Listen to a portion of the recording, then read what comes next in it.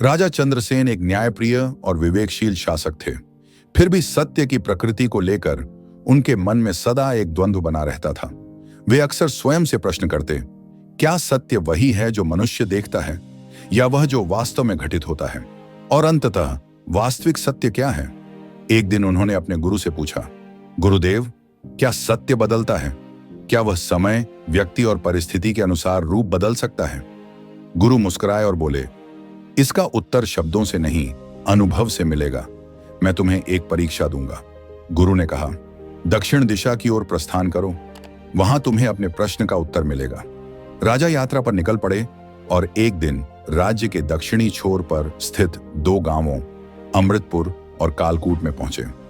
उसी समय दोनों गांवों के मुखियाओं के बीच एक गंभीर विवाद चल रहा था। अमृतपुर के मुखिया ने आरोप लगाया कि कालकूट के लोगों ने उनकी गौशाला की भूमि पर कब्जा कर लिया है। वहीं कालकूट के मुखिया का कहना था कि वह भूमि उनकी पैतृक विरासत है और इसके प्रमाण स्वरूप उनके पास दस्तावेज भी हैं।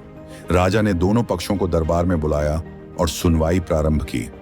दोनों के पास अपने अपने साक्ष्य थे, अपने अपने गवाह थे। दोनों ही पूरे विश्वास के साथ अपनी बात को सत्य कह रहे थे। राजा ने ध्यानपूर्वक सब कुछ सुना, पर निर्णय नहीं ले सके।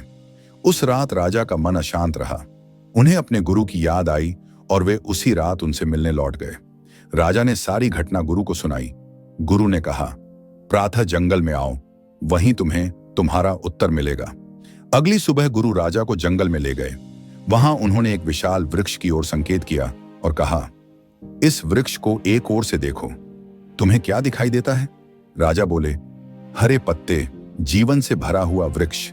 गुरु बोले, अब वृक्ष के पीछे जाओ और वहां से देखो। राजा ने पीछे जाकर देखा और कहा, यहां कई पत्ते पीले हैं, कुछ शाखाएं सूखी हुई हैं। गुरु ने पूछा, अब बताओ सत्य क्या है? क्या वृक्ष हरा है या पीला? राजा मौन हो गए। गुरु ने शांत स्वर में कहा, वृक्ष दोनों ही हैं, हरा भी और पीला भी। जो तुमने देखा वह तुम्हारा सापेक्ष सत्य है, पर जो वृक्ष वास्तव में है वह किसी एक दृष्टिकोण से नहीं, बल्कि समग्र दृष्टि से समझा जाने वाला पूर्ण सत्य है। राजा को उस क्षण उत्तर मिल गया। ज्ञान प्राप्त कर राजा पुनः दक्षिण दिशा की ओर लौटे। उन्होंने भूमि का विस्तृत सर्वे करवाया, राज्य के अभिलेखों और इतिहास की जांच करवाई।